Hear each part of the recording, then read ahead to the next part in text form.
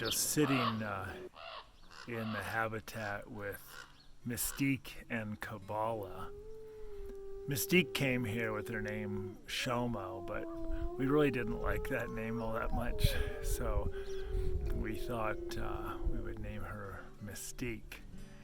She came with Kabbalah and Misty, and unfortunately Misty, only days after arriving, died from gastric torsion. And she also came with two puppies, Leia and Quinn, and they're doing fantastic. Hi, if you don't know me, I'm Leighton Cougar. I'm one of the directors of Wild Spirit Wolf Sanctuary. And for the last 20 years, I've been here and have had the opportunity to rescue hundreds of wolves and other exotic wild canids.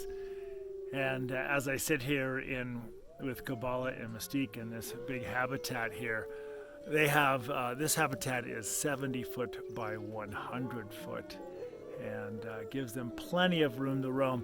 Both these animals are relatively shy, especially Mystique, so we have them in the back side of the sanctuary where we don't allow guests. This is where our animals who are more sensitive to their environment live, so that they're not disturbed by the guests that we have, because we try to educate the public as much as possible. And we have tours every day, but Monday, Thanksgiving, and Christmas Day. So, I had this fabulous idea. Well, I had an idea. My good friend now, Meredith Brooks, who helped facilitate the rescue of Kabbalah, Mystique, and Quinn, Leia, and Laika, came out to visit, and I was very inspired by the fact that she came out to visit because she wanted to see these animals. Where are they, and where do they live? Let's see it firsthand. And I have to say I admire that, because almost no one does that. So when Meredith came to visit, we got to talking about doing a follow-up video about the rescue. We call it the LA rescue, about the rescue of these animals. And so I had these grandiose ideas. I thought, yeah, I'll make this awesome video, and it'll have, just aerial view of the sanctuary swooping down and seeing the beauty of the surroundings and the wolves, and just really do it up. And I really couldn't get the time because I've been traveling all over the country, saving lives these last few months. And then, animals need to be taken care of because people are taking breaks, and then cave houses need to be built before winter time and that sort of thing. So I sit there at my editing station at my laptop, and I think of what fabulous video can I make that's going to really inspire people to want to participate for a lifetime of these animals. And I'll tell you what, my brain was too exhausted to even consider something fancy schmancy. So here I am. I'm walking through the sanctuary right now, and you can hear the sounds and see the sights behind me and around me, and take a look at the habitats that we have for our rescues. Here's a pair of very old people, wonderful people.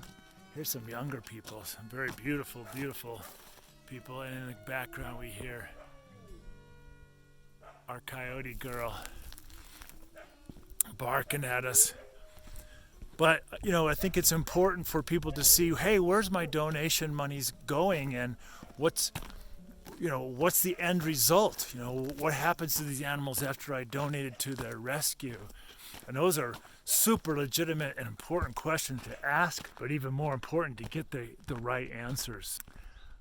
Let's go ahead and go meet those other two rescues. Good morning. What's that? No. So I had to stop and visit with one of their directors. So what does it take to run a sanctuary like this, besides an intensely dedicated staff of people?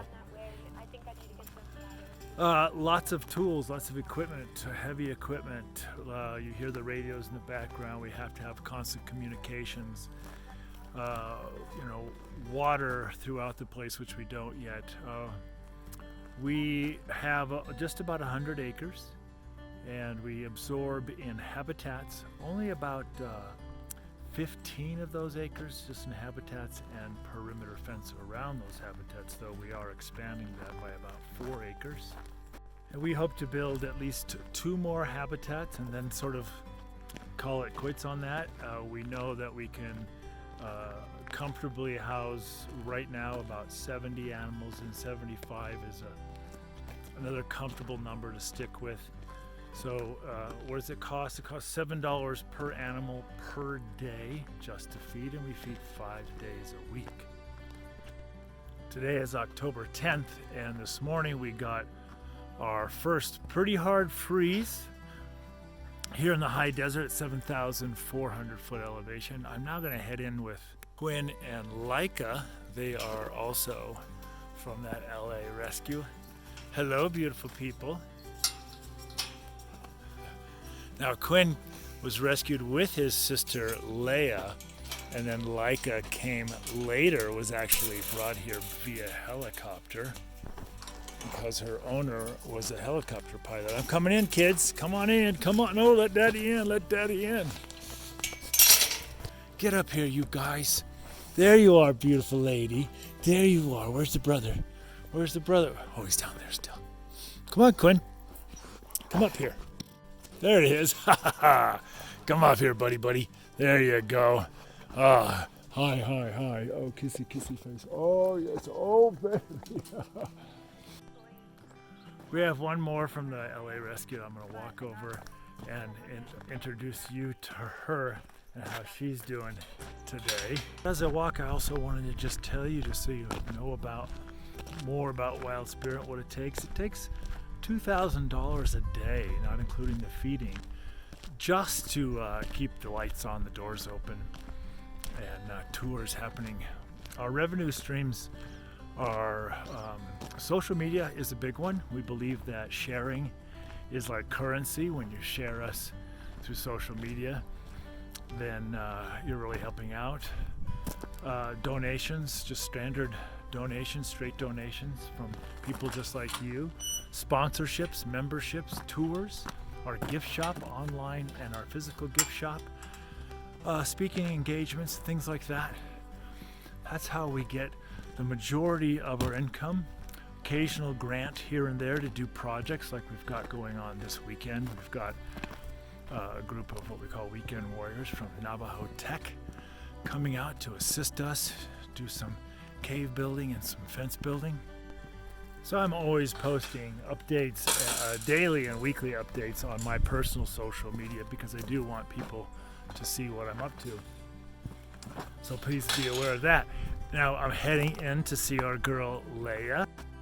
So not only did Quinn and Leia get the opportunity to come to Wild Spirit and be a part of our big family, but they also got to do something that is I always kind of hope an animal can do, and that's teach. That's be an ambassador to their species and help people understand that wild animals are not pets. So I've brought them to libraries and different groups and organizations over the past couple of years. So it's been very exciting.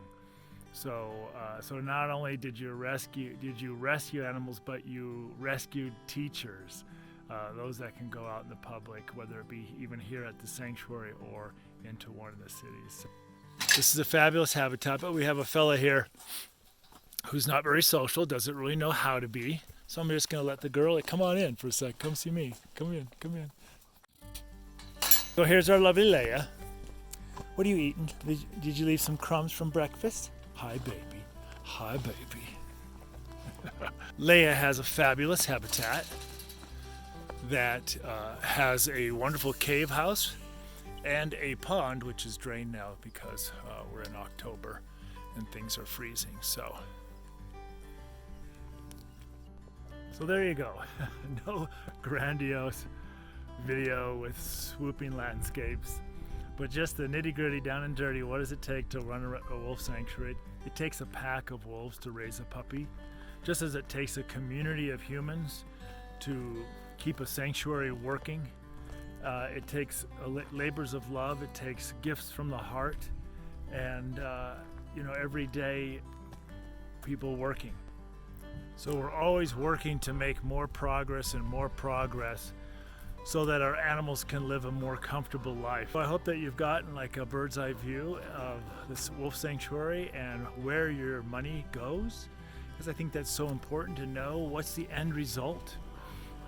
So right now I'm gonna get back to my house and edit this fancy schmancy video and then get back over here because I've got to meet with these Navajo tech guys, and we're gonna start building some cave house and getting some top wire on some of our habitats that don't have it.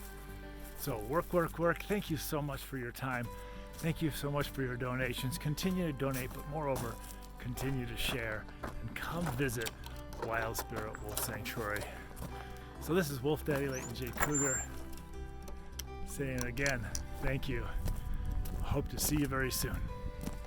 Here's Eric and Jeremiah. They're part of the Wild Spirit Basket Weaving Club.